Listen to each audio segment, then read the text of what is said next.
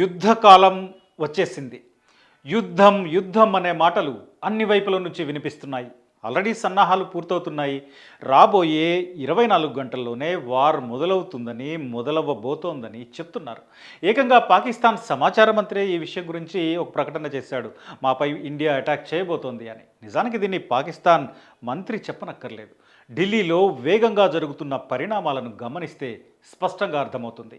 పాకిస్తాన్పై తీసుకోవాల్సిన చర్యల గురించి ఢిల్లీలో వరుసగా సమావేశాలు జరుగుతున్నాయి గత 2-3 రోజులుగా. మంగళవారం నాడు దేశ రక్షణ మంత్రితో పాటు త్రివిధ దళాల చీఫ్ల సమావేశం జరిగింది. అది జరిగిన 24 గంటల్లోనే బుధవారం నాడు మధ్యాహ్నం సూపర్ క్యాబినెట్ భేటీ అయింది. సూపర్ క్యాబినెట్ అంటే మంత్రివర్గంలోని కీలక శాఖలకు చెందిన మంత్రులు, అంటే cabinet committee on political affairs, దీన్నే సూపర్ క్యాబినెట్ అంటారు. ఇందులో రక్షణ శాఖ మంత్రి రాజ్నాథ్ సింగ్ ఉన్నారు, హోంశాఖ మంత్రి అమిత్ షా, ఆర్థిక శాఖ మంత్రి నిర్మలా సీతారామన్, రోడ్డు రవాణా శాఖ మంత్రి నితిన్ గడ్కరీ, వాణిజ్య శాఖ మంత్రి పీయూష్ గోయల్. వీళ్ళు మాత్రమే మోదీ అధ్యక్షతన సమావేశమయ్యారు. ఇదే సూపర్ క్యాబినెట్.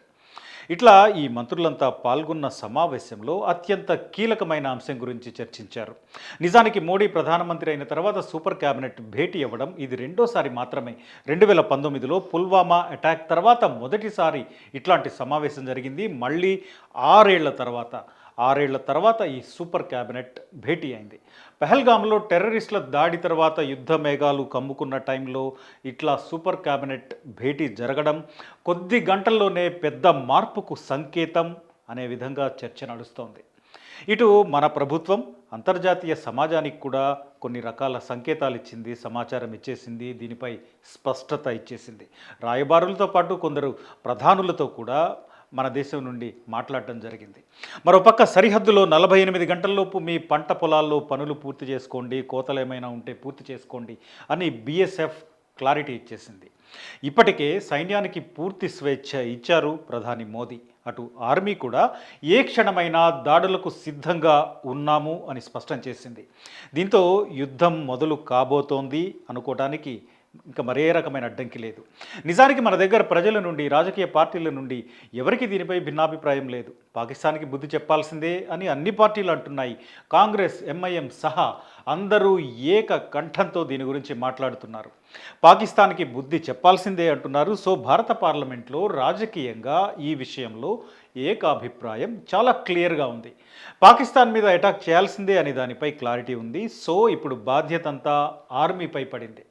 మరోపక్క ప్రధాని మోదీ తన రష్యా పర్యటనని రద్దు చేసుకున్నారు. మే 9 రష్యా విజయ దినోత్సవ వేడుకలు జరుగుతాయి. రెండవ ప్రపంచ యుద్ధంలో రష్యా జర్మనీపై గెలిచిన దానికి సింబాలిక్గా, గెలిచిన దాన్ని గుర్తు చేసుకుంటూ రష్యా ఈ ఉత్సవాలను చేస్తుంది.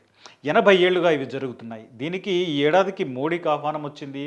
కానీ ఆయన ఇప్పుడున్న పరిస్థితి వల్ల వెళ్ళడం లేదు. నిజానికి పెహల్గామ్లో ఉగ్రదాడి సమయంలో కూడా ప్రధాని ఇండియాలో లేరు. ఆయన సౌదీ అరేబియా పర్యటనలో ఉన్నారు. దాడి విషయం తెలుసుకొని తన టూర్ని రద్దు చేసుకొని ఇండియాకి చేరుకున్నారు. సో ఇప్పుడు భారత సైన్యానికి పూర్తి స్వేచ్ఛ ఇచ్చేసింది మన ప్రభుత్వం.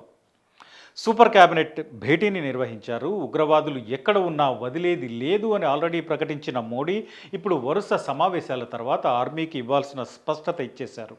పాకిస్తాన్పై, పాక్ ఆక్రమిత కశ్మీర్పై ఏ క్షణమైనా దాడి జరిగే అవకాశాలు ఉన్నాయి అని భావించడానికి ఇదే కారణం. అందుకే మాపై దాడి జరగబోతోంది అని పాకిస్తాన్ సమాచార మంత్రి దీని గురించి చెప్తున్నారు. అయితే ఇటు మన వైపు వరుసగా సమావేశాలు జరగడం అదొకటే కాదు, ఆర్మీతో కేంద్రం సమావేశం నిర్వహిస్తూ క్లారిటీ ఇవ్వడం జరుగుతుంటే అటు పాకిస్తాన్లో దీనికి భిన్నమైన స్పందనలు, మరొక రకమైన వాతావరణం కనిపిస్తోంది. ఇదిగో మాపై అటాక్ చేస్తున్నారు, మా ప్రమేయం లేకుండా మమ్మల్ని బ్లేమ్ చేస్తున్నారు, మమ్మల్ని టెర్రరిస్ట్ దేశం అని ముద్ర వేస్తున్నారు అని అంతర్జాతీయ సమాజం ముందు నిలబడి తాను విక్టిమ్ అని చెప్పుకునే ప్రయత్నం చేయబోతోంది.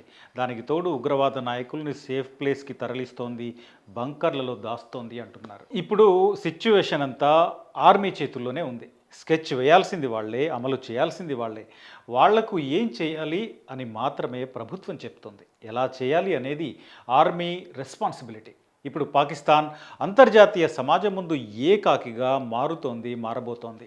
పాకిస్తాన్కు సపోర్ట్ చేయాలి అని ఉన్నా ప్రత్యక్షంగా, పరోక్షంగా, డైరెక్ట్గా ఏ దేశమైనా చేసే పరిస్థితి ఇప్పుడు కనిపించడం లేదు.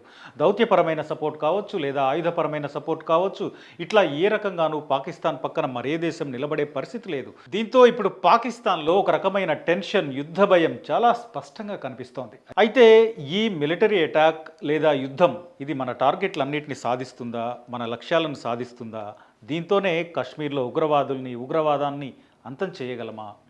ఈరోజు పహల్గామ్పై అటాక్ జరిగింది కాబట్టి దానికి కౌంటర్ ఇవ్వడం కరెక్టే అనే దాన్ని ఎవరు కాదనరు, అందరూ సపోర్ట్ చేస్తున్నారు. కానీ అదొక్కటే సరిపోతుందా? ఈ దాడి తర్వాత అంతా సెట్ అయిపోతుందా? టెర్రరిజం మాయమైపోతుందా? అంటే అవును అని ఎవరు చెప్పలేరు. అది జరగాలి అంటే కశ్మీర్ విషయంలో ప్రభుత్వం వైపు నుండి నిర్మాణాత్మకమైన చర్యలు కొన్ని ఖచ్చితంగా ఉండాలి. కశ్మీర్ అభివృద్ధితో పాటు కశ్మీరీల విశ్వాసాన్ని మరింత పెంచుకునే ప్రయత్నం జరగాలి. అదే టైంలో ఆర్థికపరమైన ఆంక్షలు కావచ్చు, దౌత్యపరమైన ఒత్తిడి కావచ్చు, ఇట్లా పాకిస్తాన్ని ఊపిరి సలపకుండా చేయడం కూడా మరొక దారి. అంటే కశ్మీర్లో మన వైపు మనం తీసుకోవాల్సిన చర్యలతో పాటు పాకిస్తాన్పై ఒత్తిడి కొనసాగించడం ద్వారా కూడా ఉగ్రవాదాన్ని కంట్రోల్ చేసే ప్రయత్నం చేసే అవకాశం ఉంది.